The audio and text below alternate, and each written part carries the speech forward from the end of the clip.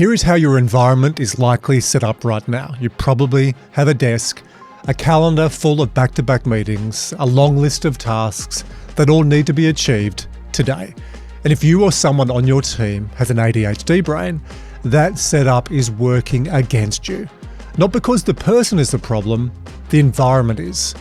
In part 2 of this series, ADHD expert Lindy Hadges gets into the practical stuff. How you can adapt the way you work, the way you lead, and the way you structure your day so the ADHD brain can do what it does best. There are some genuinely surprising answers in here for high performers, for entrepreneurs, for athletes, for parents, and for anyone who suspected after part 1 that they might be wired this way themselves. This is the show that unlocks potential in everyday life. This is Performance Intelligence. At the end of part 1, we sort of left people hanging and then we had a coffee. Lindy, and what did we get to? Well, Andrew, it seems that you feel like you might be living with ADHD. I think absolutely unequivocally. But interesting what you said. I've learnt coping mechanisms. So whether that was being an athlete and the periodisation we do here at Performance Intelligence. I have 4 kids. You'll totally get this with 5. You have a school term that goes for 10 weeks. So we go hard for 10 weeks and down-regulate for 2. Now, when I did sell a previous business to KPMG and actually one before that to Accor, both times I went into a corporate structure. So let's start on that. I went into a corporate structure and I really struggled with the 9 to 5 or the 8 to 6. So the corporate world is not really set up for the neurodivergent person. No, not really. I don't think the Monday to Friday, 9 to 5, 40 hours a week, sitting at a desk is for the ADHD brain. ADHD people learn and think as they move. They're kinesthetic learners and, visual learners. So sitting at a desk doing data entry or just sitting at a computer all day is probably the absolute worst thing in ADHD person. You see the light bulbs going off in my head during these discussions, Shannon? You worked with me for a couple of years, so this is no surprise to you. No, it's not. And I think when researching this, I see a lot of entrepreneurs have ADHD, and so they just create their own work environments. But a lot of people with ADHD work in corporate. I'm sure a lot of people listening are feeling that. So what kind of work should they be looking for then? Or could they design? Because some people are going to say, well, guys, I can't just quit my job. Yes, that's true. And look, and I said that in a very absolute way. So let me backtrack a bit. Obviously, there's a spectrum of the ADHD brains, and some people can learn to work and manage that. But generally, if we're going to be kind and understanding and compassionate, which I'm a very big advocate for, that ADHD people are compassionate to their brains and their bodies, then we want to work within, a strengths-based. And so that means having a very diversified workplace where you get to move around, to actually use your hands while you're thinking. So ADHD people love to be in their bodies and move their hands at the same time. So when ADHD people are doing well, we might find ADHD males that are builders or carpenters or mechanics or athletes, right? They like to be on the move. In terms of women, we might see a lot of musicians, painters, drawers, people that have built businesses. ADHD bodies need to move while they think to be happy. Their brain is in their body, in a sense. That's the way I like to think about it. So to tie them up at a desk for 40 hours a week, I'm just going to go, oh no, this is a recipe for disaster. We're going to have a fall over. Well, we'll have burnout at some point. Brain capacity, the ADHD person, is not sitting still, moving your fingers all day. So you'd have loads of examples of people you're trying to have one size fits all, but one size for the ADHD brain, one size fits one. How do you help people craft an environment and an organisation or a workplace environment that suits their strengths? Look, I can think of a particular client that I've worked with for years now who has a job sitting at a desk all day. And they find it really tough. It's very challenging for them. And they're not about to leave that job because having a job pays the bills and life is real, right? We've got to find a way to pay the bills. So we talk about having brain breaks Just getting up and walking away from the computer every hour or so for 5 minutes, just moving, rolling the shoulders, shaking it off, going outside, literally walking down the stairs, going out, looking at the sunshine, so engaging in some restorative vista, looking at the trees. Or if you can't go down the stairs, if you're in the middle of the city, up on the 32nd floor, going and finding a window and just looking outside the window for 5 minutes. We teach this. It's fascinating. So we talk about the panoramic reframe. We talk about pulsing in between performance moments. So not just for the ADHD brain. This is for every brain. You need to have periods of intense focus and then recover. Focus, recover. But for the ADHD person, it's essential. More important, yeah. Gotcha. Right? Whereas a neurotypical person can kind of constrain and restrain themselves and go, come on, you can do this. The ADHD brain gets really unhappy if it has to do that. So someone who's working in a consulting firm, a bank, a telco, a government organisation, defence, with the ADHD brain, when they have back-to-back meeting after meeting after meeting and little lunch and big lunches on the run and you're reading more information, they would be fried. Yeah, well, they can go into hyperfocus. I can think of a bunch of clients now that just said to me, oh, well, I had a deadline and I just worked for 6 hours non-stop and I didn't stop to eat or drink. And I'm like, you are frying your brain. Come on, let's talk about this. Because the ADHD brain tends to self-medicate, which is really clever, but it has a downside. It creates these really stressful scenarios, high challenges, deadlines. It curates them subconsciously to create stress. What does stress do? It activates your adrenal glands. What do? Excrete adrenaline. What's adrenaline? Same as amphetamines, right? So the ADHD brain is self-medicating all the time to create, stress, deadlines, a challenge to increase adrenaline. So we've got increased heart rate, increased blood flow to the brain, increased blood pressure. So we force an increased uptake of dopamine. That's why ADHD people will just get stuck on a task and leave it to the last minute. But having that high adrenaline means we're burning through sugars really quickly. And so then the brain becomes, genuinely very depleted in sugars. And we can go into what's called a hypoarousal. Just like we talked about our diabetes earlier, we have hyper, where we're really, agitated and distressed. And then we go into hypo and we get foggy and lethargic, and we want to have a sleep, and we want to tap out. So the ADHD brain needs 2-hour regularly protein grazers. Doesn't need 1 meal a day, 2 meals a day, 3. It needs 6 little protein meals all day long, just grazing.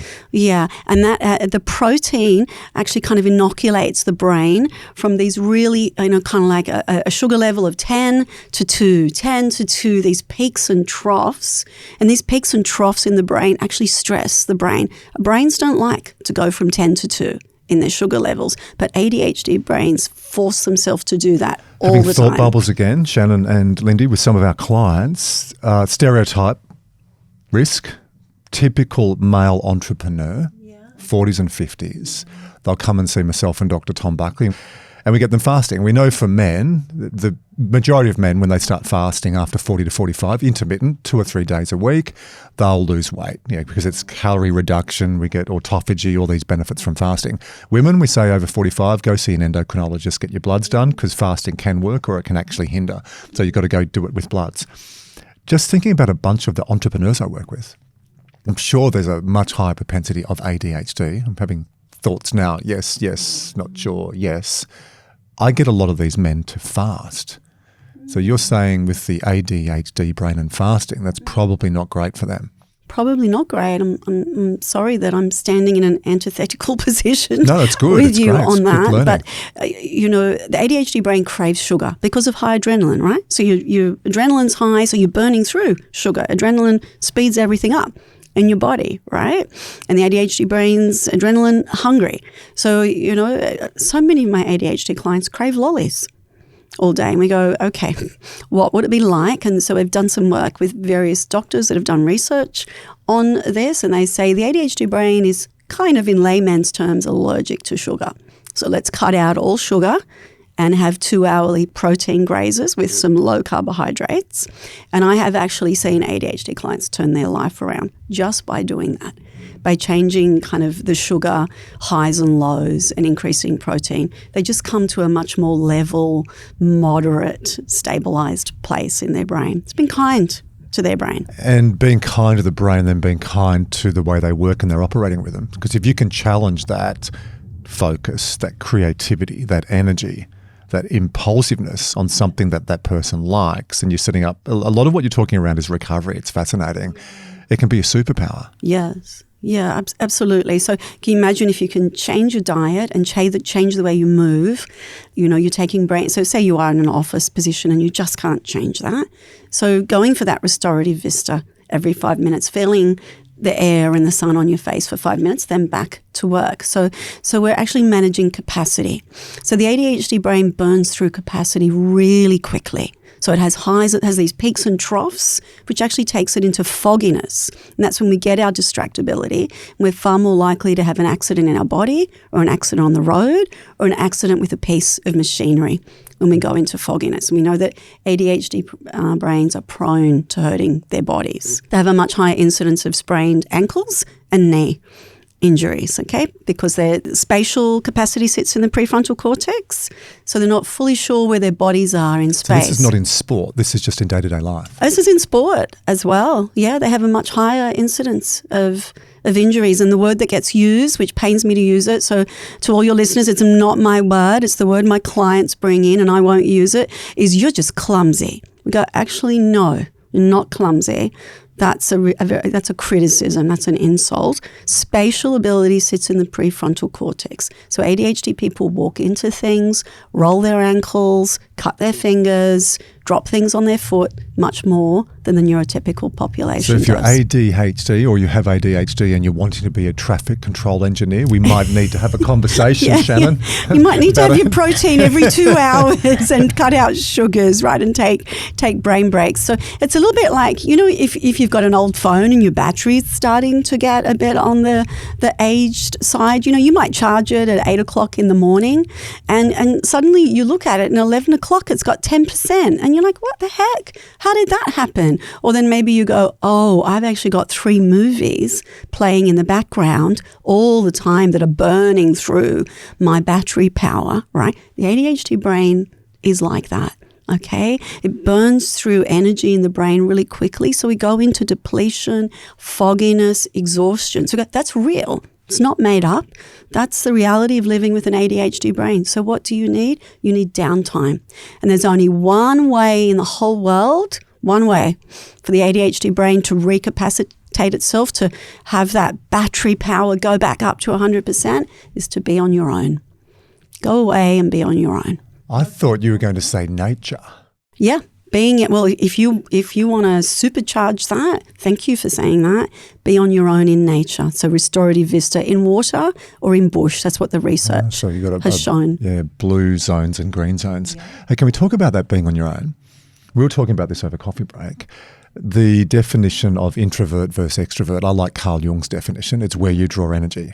I do a lot of corporate speaking, do a lot of sales, a lot of interface with athletes. So people sometimes mistakenly think, oh, Andrew or Maisie in my sort of sporting world, oh, you must be an extrovert. You're always around people. I love solitude where I have some space by myself to restore. And if it's in a bush, on a track, cycling, or if it's on the ocean, swimming, paddling, or just walking, absolutely that helps me. That's brilliant that you've learnt that. I'm genuinely really pleased that you've worked that out. Is this a podcast or is this a self-reflection? It's a counselling session. You know, some ADHD people never work that out on their own, and that's sad and unfortunate, and that's why I want to have these conversations here. Or the extrovert, though, that loves, I'm thinking of one of my corporate clients, and I'm going to make sure you listen to this big fella. You'll know exactly who you are when you listen to this piece. He's an extrovert. He's a CEO of a large organisation. He's like a bee in a hive. Buzz, buzz, buzz, buzz. He gets energy by talking to his staff and his team. He doesn't like being by himself.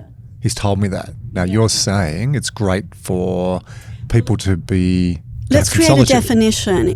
You and this gentleman you're speaking of will most likely be extroverts, but you're ADHD extroverts, which means you need to recapacitate. And you recapacitate your brain, you ward off fogginess, distraction, and low focus by being on your own temporarily. Now, maybe some ADHD people need an hour. Some need half an hour, some need 15 minutes. Everyone has to work out what recapacitation looks like, but recapacitation can only happen, I'm going to go out hard here, on your own. God, you're good. Yeah. See the way she's looking at me right now? So I've managed to work this out. That's just brilliant. Yeah. A lot of people Your wife haven't. must be so thankful for that you've worked that out. Oh, she's thankful at times. I think she's thankful at other times when I go away for work. That too.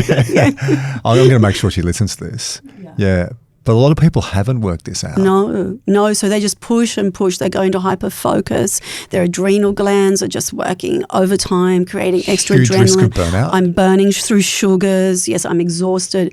And this is when a lot of ADHD people will come in to see me when they've had a couple of burnouts. And they're like, what's wrong with me? And I'm like, well, where do we start? It's not what's wrong with you. What are you doing? And you not can't talk about benefiting you. recovery and not bring up sleep. Yes. So how does sleep show up with ADHD? Oh, brilliant. So we know that, your average neurotypical person kind of has sort of, this is not exact. There's a flexibility, of course, 6 sleep cycles every night. We've kind of got a 90-minute cycle where we stay up the top or in that superficial sleep zone, and then we drop down into sort of an hour, 90 minutes thereabouts of REM, back to light, back to REM, back to light, back to REM. REM is that rapid eye movement sleep where we see the eye flitting underneath the lid left to right. That's where the brainwashing, not brainwashing like cult brainwashing as in the brain shower. The lymphatic system. Yeah, everything gets washed and cleansed, trauma, difficult moments processed, right? So guess what? The ADHD brain doesn't drop into REM. At all? Very little. But a lot of ADHD brains, when they have sleep studies, they just stay up the top all the time. And this is why we have wonderful ADHD brains that talk all night, kick, get up, go to the fridge, feed themselves, and their partner's going, you were eating a ham sandwich at 3 a.m. No, I wasn't. Yes, you were. I watched you. This is really typical in the ADHD community. So there's supplements, magnesium that you can buy to help the brain get down into those deeper REM spaces. A huge part we're missing in our corporate programs. Thank you, Lindy. You've created a whole lot more work. Get out of the studio now. You're never welcome back here again. Sorry, not sorry. We're not addressing this in our corporate programs. It's a big gap because I just know there's a disproportionate amount of high performers who have an ADHD brain, who have probably stumbled away to work it out or have had someone like you come and help them manage it. So I think it's a big opportunity for us. Yeah, and that's what I want with this conversation, is how to manage it, because I think it's all good and well to say become an entrepreneur and have a flexible work life, but a lot of people would just have to make it work with what they have and the jobs that they're in. So I love all these practical tips and things you're giving us. What about working in a team, working with other people? What do you say to people, maybe like someone like me that works with a lot of people that do have ADHD? How can I work better with them? And because I find I'm actually attracted to people with ADHD because I'm very calm and organized, and I find they really lift my spirits and take me up to another level. What do you say about working in a team with neurodivergency? I tend to find that an enormous proportion of ADHD people end up in their own business, right? Because they are such big, creative, out there in their helicopter looking at the whole, or all the patchwork fields of the, of the farms. Because there's so much opportunity. That's right. They see it. They see things differently, and that's wonderful, and we need them, and that's such an amazing skill set, and we don't want to get rid of that. But then when we come down to what does that look like on paper, you mean I've got to do admin? You mean we can't just sit in the helicopter and think of big ideas? And daydream all day about the potential possibilities that lie out there. Okay. And, pretty much every ADHD person that comes in who runs their own business is falling over severely, hurting themselves and harming their business, that they're so creatively built because they're big creative thinkers, which we love, but they can't get the admin across the line because guess what? Admin's boring. Admin's not novel. No one at the ATO who works there has ADHD, probably. Well, I'm sure they do, but they're probably compensating in all sorts of... Coming up to tax time, hello to all of our friends at the ATO. We love the ATO and what you do for Don't Throw Us Under a Bus, Shannon. If I had a penny for every ADHD client that has not put in their tax return for the past 10 years because it's boring and mundane and unrewarding, yeah, I'd be a millionaire. Why do you keep looking at me? Yeah. So it's just huge. Every single client comes in. I've got a client right now that's got something like 10 years of he runs a business. 10 years. He runs a building business. It's his, he's mad. He's down one end, ADHD, like off the Richter scale. Set up his business, great entrepreneur. Hasn't done admin in 10 years. The tax office is chasing him for $200,000 in unpaid taxes. He's that close to going to jail. I'm just like, come on, dude. So he needs He needs that balance. He does. He doesn't have a body double and he just won't. There's something a little bit megalomaniac, a little bit the Superman. I didn't talk about that. There's a type of ADHD male that's superhero, I'm Superman, I can do everything, and they're not realistic about their limitations, and they're the ones that get into big trouble. I can do it, I'm fine. I don't need help. No. So you've got a combination of ADHD off the with scale. A little bit of megalomania. Megalomania, ego. Yeah, ego, big ego. And that's him. So it's a Molotov cocktail. Yeah, it's like, I think we're going to end up in jail. That's the only way we're going to handle it. You just refuse to go to the tax. You refuse to have a body double. I've just said, let's get an admin app. Let's pay someone. We've tried everything. So what's stopping that? I think it's his megalomania. I'm fine. I can do it. I don't need someone else to help me do it. He's going to jail, almost part of the superhero story for him. Probably. I will pay my debt my way. I'm so fiercely independent. I'm like... He's probably tried many, many times and just can't finish it because he's not interested in it. Yeah. Yeah, but I mean, we've talked... I get it, but we've talked through so many... Let's get an app to do the admin for you. Let's pay someone to come in one day a week. You clearly can't do invoices or pay your BAS. You just can't. You've been doing it for 10 years and you've... Like 10 years? Yeah, 10 years of unpaid. Like, they're chasing him. He's literally moved house, so they can't find him. I'm just like... He's so lovable, right? Because he's just your crazy ADHD clown. He's so big, colourful. But admin, it's going to kill him. Get a body double. Yes. When we work with ADHD people, it's essential that they're part of a team because they're the big thinkers, they're the creative, they see things differently, they're lateral thinkers, they think outside the box, okay? So they're really important for us to incorporate. We want that diversity. We don't want to get rid of that in any way, shape or form, but they need to be supported. And so this is where we go back a little bit and we go, right, Socrates talked about know thyself well, so everyone is responsible for being self-aware, having insight into self and knowing yourself well. And then comes the conversation around self-disclosure. I'm running a business. I'm part of a ministry team. I'm the CEO of a large company. How many people, who do I tell, look, I'm living and working with ADHD? And so I need you as my body double. What's a body double? A body double is someone that doesn't have ADHD that helps the ADHD, supports, not uses. We don't want to exploit body doubles and, have when we look back over our shoulder, have a long line of destroyed body doubles in our wake behind us. Oh, I use them up next. Who's waiting in the wings as my next body double? That would be abusive. I could never support that in relationship. So it has to be respectful. But if you are the creative, out-of-the-box lateral thinker, you need someone to come in underneath you who is predictable, stable, consistent, methodical, routined, structured, and make up for some of those areas that are not your strengths. And that creates a great team. Know anyone like that? I was going to say that's definitely why Andrew hired me originally.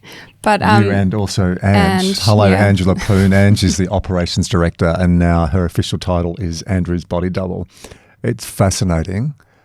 Again, just through years of experience, getting it wrong to start with. I think in my first business back in Hobart, I employed like. So I had a whole bunch of... Of course, because you're attracted to them, right? Because they're creative, exciting, dynamic people. Wonderful ideas, going to take on the world. Business was horrible, no cash flow. And then I actually realised I need different. So I've worked that out through the fold. And then it's a beautiful dance with that body double if you get it right. It's a little bit... It has to be done well. It's a symbiotic relationship. So think about the seawater crab or the saltwater crab and the sea anemone. They live in the same ecosystem, but collectively they support each other.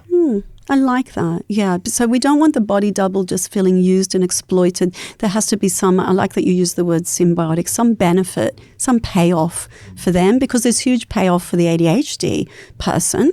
You know, I'm the creative high flyer who sees the world through a different lens. But I just use you to support me to get things across the line. Well, I would say that's an abusive, non-reciprocating relationship. I don't like that. There has to be something in it for the body double as well. And so this is why I'm for self-disclosure and having the conversation. Now, self-disclosure is, you know, it's really important that it's done well.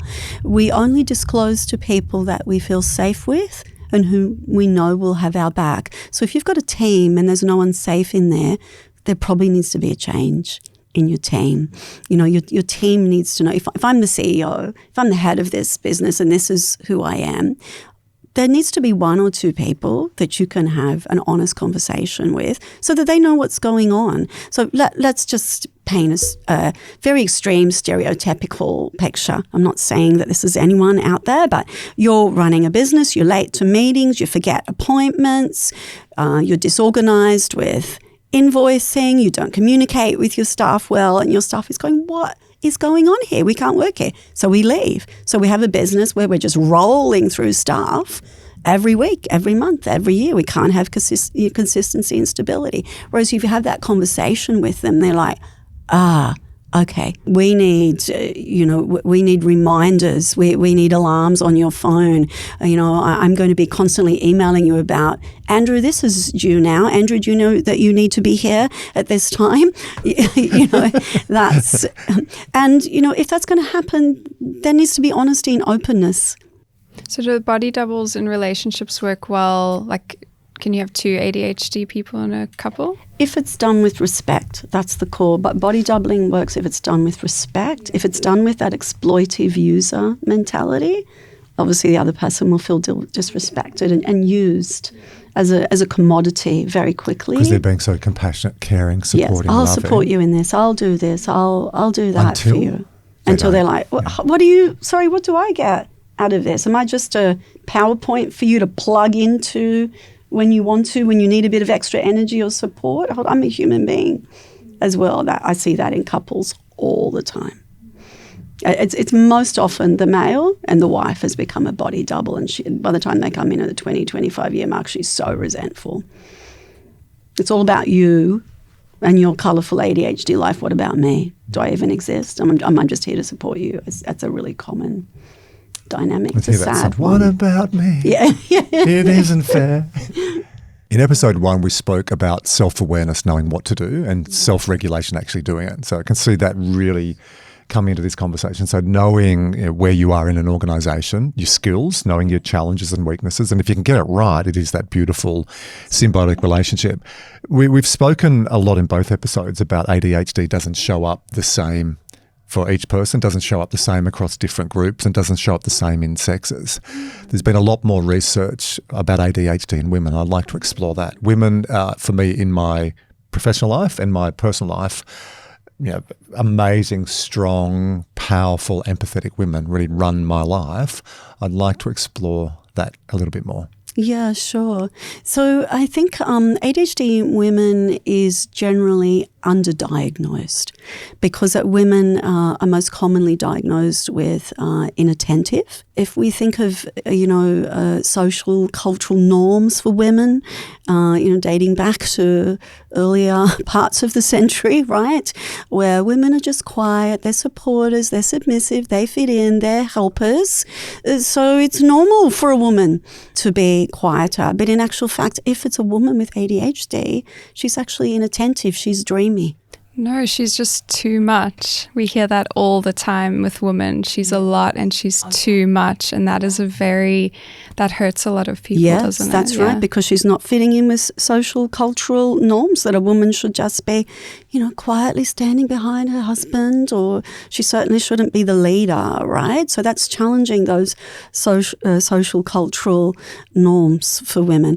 And so bizarrely, a really big instance when women are being diagnosed is when they're 55, when they're postmenopausal. 55. Yes, that's one of the highest rates of diagnosis. Certainly in my practice, anecdotally, I've experienced that.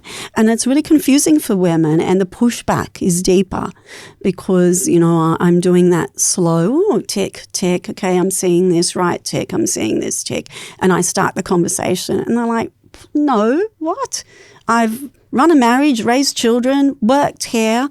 But what happens is when the female sex hormones, estrogen, progesterone, and testosterone gather wings and fly away, never to return at round about 55-ish, we get an interfacing between, the hormones and dopamine and noradrenaline. So when menopause happens, suddenly ADHD pops out. That some of those hormones have masked, or a woman has managed to learn, to mask, to learn management techniques and strategies that have worked beautifully for her. But suddenly when the hormones go and I'm not sleeping as well, I'm a little bit more anxious, because progesterone does more than just run the female sexual reproduction system. It controls anxiety and sleep cycles. So suddenly when I'm not sleeping as well, I'm a bit more agitated, I'm a bit more anxious, some of my ADHD behaviours pop out.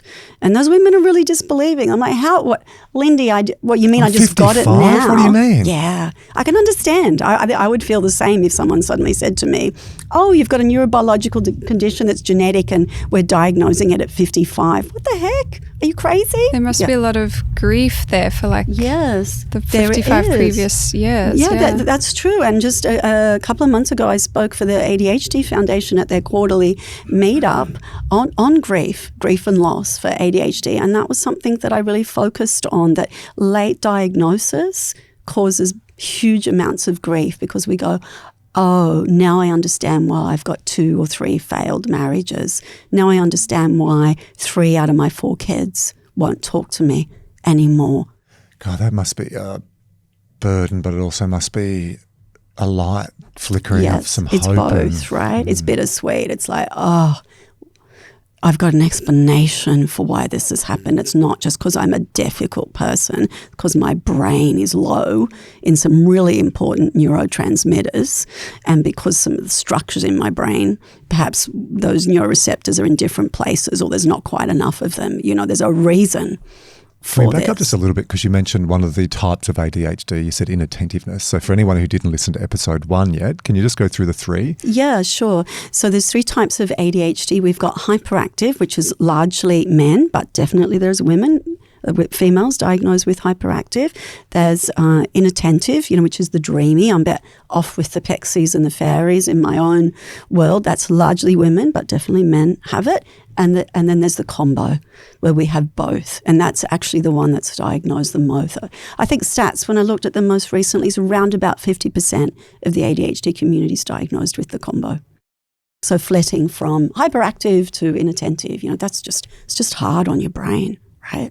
I imagine there's a bunch of our corporate audience women in that 50, 55-year age bracket who are also going, hello, high achievers, been functioning with their families, menopause has kicked in or kicking in, and then this could be coming up. For women who are listening to this going, I think she's talking to me, what do you advise? Please go and see a clinician who's trained in neurodivergence and start the conversation around formal diagnosis and a medication trial, and then get that support for managing your ADHD and the grief and loss journey that may go along with that for a woman in their 50s. So we've spoken with women, especially around the 55. That's fascinating, isn't it? That's popping up. We've spoken about high performers and entrepreneurs and corporates and athletes. I'd like to go to where all this begins. Beautiful young children.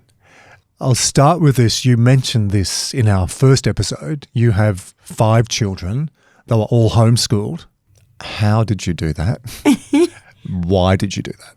Oh, well, I just had a really deep conviction, a deep spiritual conviction that was right. So I followed that. I was informed by that. I guess I was led by that. I attuned to myself and what sort of kind of said, what is this about? And something in me just said, it's just right to keep your kids around you and train them. You know, mammals take a long time to be trained. So I thought, we're just going to hang out together and have a whole lot of fun and have a different educational journey. And there's probably also a part of me that's a bit of a natural rebel. I don't like institutions. There it is. Yeah. I was going to press you more. Like, yes. Well, but what is it? Is it your faith? Is it the ADHD? But it's all. I think it is. It's my faith. It's certainly my posture around attachment and relationship. I value relationships so highly, and of course, my children are deeply precious to me. And then I think I just naturally have very different attitudes towards education. That there's a homeschool bumper sticker that says, "The world is your oyster." And I was, yes, damn, absolutely. The world is my oyster. Don't tell me I can only learn in a classroom. What's the age gap between your eldest and youngest? 35 down to 21.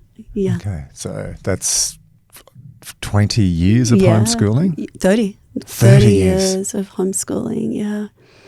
You went through the traditional schooling system yourself, yeah? I did, yeah. Well, in fact, in our family, we grew up in regional New South Wales, out in the country, my brothers and sisters and I, and the done thing was just to go to boarding school. And so, yes, I did not enjoy boarding school. However, I am very thankful that my parents spent an enormous amount of their time, money and energy creating a very high level of education for me that then enabled me to go on and homeschool all of my kids. So you homeschooled your kids. You educated yourself during that process as well? Absolutely. You can't not. Once you immerse yourself in the homeschool process, my gosh, the things that I learnt about that I missed back in traditional education sitting at a desk, we had a ball. I just loved it. It was too much fun. I never wanted to end. When it ended, I cried buckets for months. And my kids were like, "Mom, what is wrong with you? Like, you've had 30 years to do this. Aren't you done with it?" "No, not yet. Could I do a bit more?" I'm thinking we could do a whole podcast on homeschooling and bring you back. I've got another 3 different episodes that we're going to get this wonderful lady in for. Yeah, because it's fascinating. I'm fascinated with it, and I can see you're really passionate about it. But bringing it back to ADHD, would you say your recommendation is if your child has ADHD, homeschool them? In my heart, I'd love to say that, but that's just not financially possible and emotionally possible for some families. Homeschooling is a wonderful alternative for ADHD children because ADHD children should not be sitting at a desk in a classroom learning in that traditional sense. They need to be moving. ADHD kids are very visual. They're very kinesthetic. They need brain breaks. Being in a classroom with 30 other kids and having to engage and stay switched on for 6 hours is way too much. Rigid conformity. Bell goes this time for little lunch, this time for big lunch. Yes, all of that. And this is something you won't read in the textbooks. This is a Lindyism, but I'll put it out there anyway. The ADHD brain has to constrain itself to act in a neurotypical way all day to fit in. So the phrase that we use for that terrible phrase is intrapsychic containment. So it compresses itself, behave, fit in. And so when the ADHD child goes home, and all the ADHD mums out there that are listening will go, "Oh my gosh, is that what it is?" I've turned intrapsychic containment into the brain girdle. That's my Lindy phrase. So the kids rip off their brain girdle and the brain just flops about. And then all these ADHD behaviours that have been masked all day from the brain girdle go into crazy emotional dysregulation. And the mum feels really confused because the teacher says, "Oh, James is just delightful at school. What are you talking about? He doesn't have ADHD." And Mum's like, "I just can't manage him. He's just..." You mean he's doing all this at school? know some people who are going through this. It's really challenging. Let's just stop and take a moment. And for every mum and dad out there who's listening, the brain girdle is real. ADHD children mask all day long. It actually burns through enormous amounts of brain sugars and energy. And so when that child comes home, they are desperate. Women back in the 18th century wore corsets to make their figures look attractive, but they're painful, and we know that they did internal damage to organs. Now it's called Spanx. Yeah. Thanks, Spanx. Yeah. And so when kids take their brain girdle off, there's the after effects. It doesn't look pretty, right? So suddenly I wanted to yell at that person. I wanted to run there. I wanted to throw that. I wanted to say this to this teacher, but I couldn't. It's all been stored up. So that gorgeous little brain is conforming, knowing that they should do to fit in, and then go home and that beautiful little brain implodes. So they're just dysregulated when they get home. Absolutely. It just spills, brain girdle comes off. And home is your safe place, which is a good thing, right? We want that. We want to be home to be a safe haven. But that means that the family, probably most likely mum or dad might be at home, and mum's the breadwinner, or brothers and sisters have to suddenly contend with this person who is very decapacitated and hugely emotionally dysregulated. And this is where we can get the Jekyll and Hyde experience that's so confusing. I behave well when I'm out there in the community, but at home I do not behave well. But that behaving well is creating a volcano. Exactly. So for that gorgeous little neurodivergent child who in other parts of this discussion we've spoken about, you can turn this into a superpower with awareness and support. What do parents do? What does that child need to do to flourish? Well, obviously homeschooling is one alternative if you can manage it financially or emotionally. Some mothers are just not built to homeschool their children. You've got an ADHD mum and an ADHD child. If you're going to homeschool, your kids are with you all day, every day, right? You have to be able to manage that. And if that's not fun, it's got to be fun a good portion of the time. If it's torture, homeschooling is not for that family, and that's totally I think okay. For a large part of our corporate audience, I reckon there's lots of light bulbs going on. Bing, bing, bing. A large part of men and women in our audience, and again, I'm making a stereotype, they would be very busy. A lot of them will have mortgages. So that's that whole balance. So you feel like you've got those financial handcuffs and you want to have holidays. And it's another story another day. We earn way too much money to live in homes with rooms we don't use and cars with seats we don't fill to go to holiday houses when our kids think we're assholes because we never spent time with them. Yeah. I said that to a guy I'm coaching recently, and he had tears. He went, "Mate, that's my last 30 years." Oh, ouch. But the reality for a lot of people, Lindy, is not going to be homeschooling at the moment. Must be a challenge to try and get this mix right. What do you advise? There are some other alternatives. So Montessori schooling, I'm not I'm not paid. This is not a Montessori advertisement. This is just a discussion. Montessori has a little bit more scope. Children can wear plain clothes. They're allowed to take their shoes off. They've got learning stations, so they're actually able to move, at their own lead. And so Montessori can be a good alternative. Again, it can be expensive, so it might be financially prohibitive for some people. Something else that I think is important to do, children are allowed to take off a certain amount of time from school each year. If you've got a child with ADHD, every fortnight, every month, having a day at home, if mum or dad or, someone else can be at home with that child just to create that brain break. If you look at your calendar over the whole year, just giving the child days at home where they can just roam in the garden, be in nature, play games, build, just be on their own time schedule, not the time schedule of the neurotypical world. I think that's a kindness to ADHD children to have a monthly day off. So your school term is normally 10 weeks? Yeah. 5 days a week. It's too long. I mean, this ADHD is an 11-week brains. term, which is unusual. Yes, it is. It's very long, isn't it? So for a neurodivergent child to be at school 5 days a week, 11 weeks, they're going to implode. Yeah.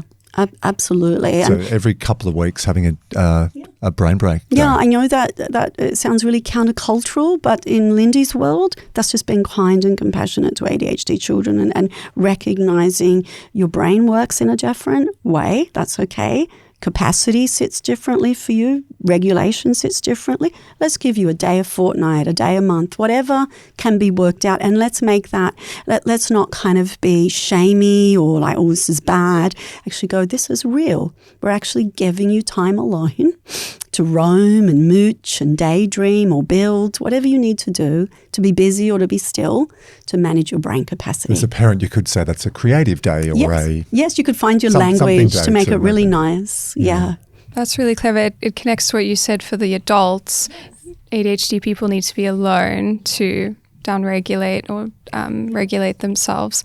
So I imagine in school holidays, all the kids are running around my streets on their bike, but maybe if they're doing it in school term, they're actually alone. So they're having that That's right. brainwashing moments. Yeah, rather than in school holidays, it's like go to Luna Park, go to the mall and filling that space more. It's really that downtime is what I'm hearing, yeah. Yes. And then on a bigger scale, to answer that question, we need to not give up hope that schools can work towards creating space for neurodivergent children, you know, having a corner with a weighted blanket, or allowing a child just the space to actually get up and stand at the back of the classroom and throw a ball from hand to hand. You know, sometimes when I work with ADHD people that are giving presentations that are really, really nervous, I actually tell them, take a ball to the presentation and move. And shift the ball from the left to the right hand. Be in your body, be moving while you're talking. Let's work with how you're made to be. So, you know, some schools would tolerate that. Some schools would go, absolutely not. We can't have a child up the back of the classroom with a tennis ball in their hands or you know, a nice soft squidgy kind of fidget toy, you know, rocking from side to side. That would be really disruptive, but that's a bit of a myth, and I'm going to bust that myth. If that child's allowed to stand and move every half hour to an hour and do something with their hands, guess what? They'll be more focused. Weighted blanket, squidgy, you mentioned before, nature. So that sensory connection is really important for anyone with ADHD, but especially kids. Yes, and look, for younger kids, it's easier with younger kids. Obviously, when we get to the top end of primary school and into high school, it's harder. But for younger kids, you know, having little cubby house corners where they can have some chairs back to back with a blanket over and have a reading corner where they can be under the blanket reading. Obviously, we have to have safe spaces at the same time, but just allowing for those cozy kind of warm spaces that support your neurodivergent brains. Are schools getting better at both diagnosing and supporting neurodivergent children? I believe they are. You know, at uni, I know we have individual learning plans, that we have learning plans for ADHD and ASD children at school. So we've come a long way. So the last thing I want to do is criticise that. There's definitely been a lot of positive movement and growth in understanding that, but there needs to be even more. I think there's positive growth in terms of having, you know, where a teacher identifies something, has the conversation with the parent, and the child goes off to be diagnosed. But there actually needs to be an increase in the growth of how we create the spaces for neurodivergent children, like lighting, noise, scope of education. Do we work for an hour or do we work for 20 minutes? You know, what does that look like in the classroom? Yeah, I find this fascinating because I have a lot of patience and tolerance for diversity and neurodiversity. So I think if we can support kids when they're young and model that behavior when they get to the workplace, we're not like trying to rewire everything now at 55 years old. So I think it all starts with the children. I think these are great. It wouldn't distract me having someone with a ball or a pen clicking behind me. I would want to learn how to work together for sure. So if we put your hands out, we'll look at the crystal ball. 10 years, 15 years. Normally I don't go beyond 3 or 5, Lindy and Shannon, because it's too far. But let's go 10 or 15 years. What differences are you seeing in this space? What would you like to see happen? Imagining 10 or 15 years in the future, or what I would really like to happen is a balanced conversation. That ADHD hurts, can be painful, can cause a lot of grief and loss and damage, but sitting alongside that are ADHD people that we know are bright, intelligent, gifted.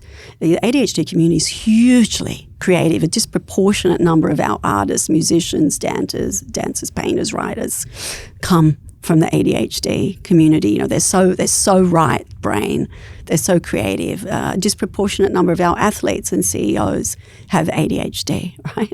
So I'd like to see a better balance in the conversation. I've sat with both. I've sat in it's deficits, it's all bad, it's just all loss, and it's just terrible, terrible, terrible. I've also sat in what I believe is a reaction to that, and I'm going to label it toxic positivity, where it's just all superpower, it's all wonderful, it's all fabulous. And I kind of go, but then what? Hold on. What do we do with the stories of pain and loss over here? And so to me, both of those stories dishonor each other. So I'd like us to come to a natural balance of holding the good and the bad together naturally and comfortably. And I'd like there to be a lot more acceptance that, using that analogy, that ADHD is a lot more like diabetes. I've got a depletion in a really important chemical in my body that changes the way my brain works. It's not my fault. I was born this way.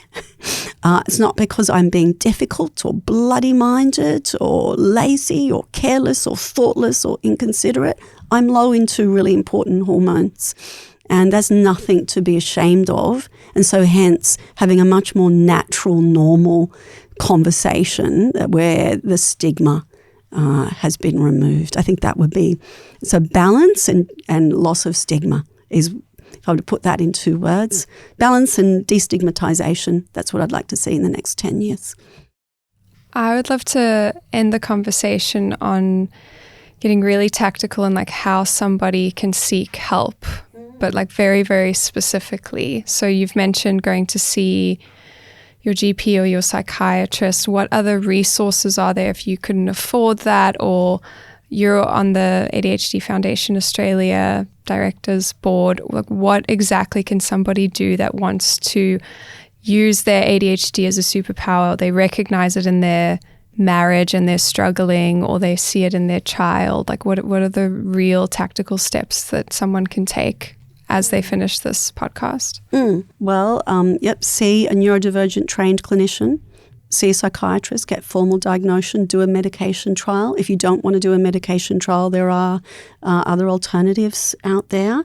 But the ADHD Foundation exists to support people with ADHD, and they do a wonderful job. I think it's okay for me, with my director's hat on, to say that. They have a helpline. It's not manned 24/7, but you can ring up and get support and be led to resources there. So that's a wonderful resource. We'll put all the links in the show notes for those resources. That would be fabulous, yes. There is very low-cost ADHD counselling. So that's, a brilliant resource if you can't afford, $100, $120, $150, depending whether you see a therapist or a psychologist. If you can't afford that, there's low-cost counselling available. That's online telehealth counselling on the foundation. And the foundation also has a psychologist there that does low-cost, reduced-rate diagnosis process. Now, when a psychologist takes you through the diagnostic process, that can't lead you to medication. So for those that don't want medication, that can be a good way to proceed with that. And the foundation has lots of resources, articles and newsletters, and we encourage all of our ADHD and family of ADHD people to join. The ADHD Foundation is not government funded in any way, shape or form. It's just through donation, and we do lots of work in the policy, in the medication, diagnosis kind of spheres. So the ADHD Foundation is a really important part of supporting the ADHD community, and in a financially, realistic way. I'm glad you rounded that out, Shannon. So for anyone who wants to get more information, go to the show notes for this podcast. Now, finally, I'd love to get you in front of our corporate audience. Are you open to doing corporate presentations? Because just reflecting, there's a much higher percentage of populations with ADHD than we realise, a much higher percentage of high performers in sport, business, performing arts. Yeah. So are you doing many corporate presentations? Are you there ready to be booked? Absolutely. I love talking about ADHD. It's a great passion of mine, and I love supporting people through education. And I would really like to see the corporate world get some handles on this and start a conversation about it, so that we can understand our high flyers a bit better and what's going on, and they can understand themselves more, and those conversations with staff can happen. So I think the doorway into educating, understanding, supporting ADHD people in the corporate world is really important. I have a few ideas on one or two things we might be able to do collectively on that. So let's have another discussion on that, because I think this is it's an area that is not discussed enough. It's an area that is massively underexplored, and I just know so many people will be much more likelihood of flourishing when they get this support. Well, it's a little bit dangerous, isn't it? Because you've got this increased percentage of ADHD, big, lateral, dreamy, creative thinkers in those spheres, but they're far more likely to burn out and hurt themselves or hurt their staff. So this is prophylactic. I rather prophylactic rather than reactive. Let's get in there and do the education and stop things before they happen. Thank you for doing the education with us. It's been a great discussion. I think we've already got another 3 or 4 podcasts, Shannon, we can do on the back end of this one. Yeah, thank you so much. I'm a student of yours, so I knew bringing you in today would be fantastic. So well done. Imagine if we said, I'm a student of yours and this has been nothing like I thought it would be. This has been horrible. You'd fail that class, wouldn't you?